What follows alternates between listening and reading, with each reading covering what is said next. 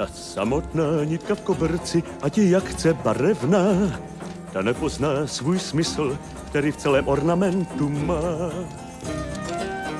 A ten kámen na samém vrcholku hory, která k nebi ční, má se za důležitější než ten kámen základní.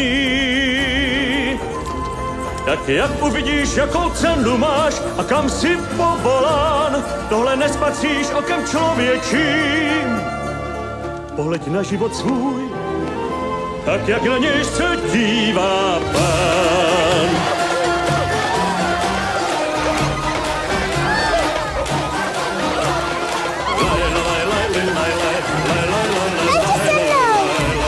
To ne, já neumím tancovat po vašem.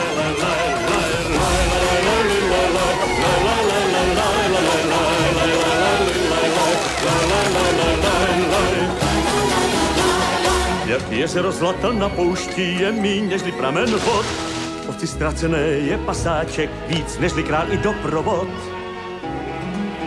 Můžeš přijít o všechno, co jsi měl, ztratíš tím snad svoji čest, nebo je to spíš jen pokyn znovu začít líp si vést. Tak jak měřit můžeš, kdo ceny je víc, kdo mocnějším je zván, ten, kdo více bral, či kdo více dal. Kdo odpověď zná, tu naději má, kdo zkouší sám se podívat, jak se dívá Pán. Vše, co patří nám, bude rázem tvé, i když máme málo snad, i když co máš je pranic, přesto můžeš hodně dát. Kdo z nás přesně ví, co se může stát, kam ho vítr může svát, i když ty sotva znáš příští krok. Pojď do tance. To ne, já to neumím, to ne. Se dát.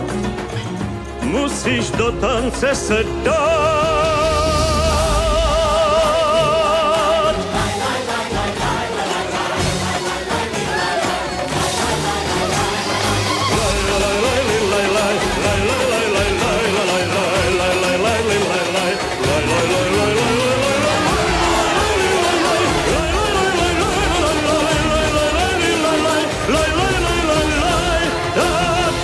Posoudíš, kdo je víc, kdo míň, zda bohatý či kmán.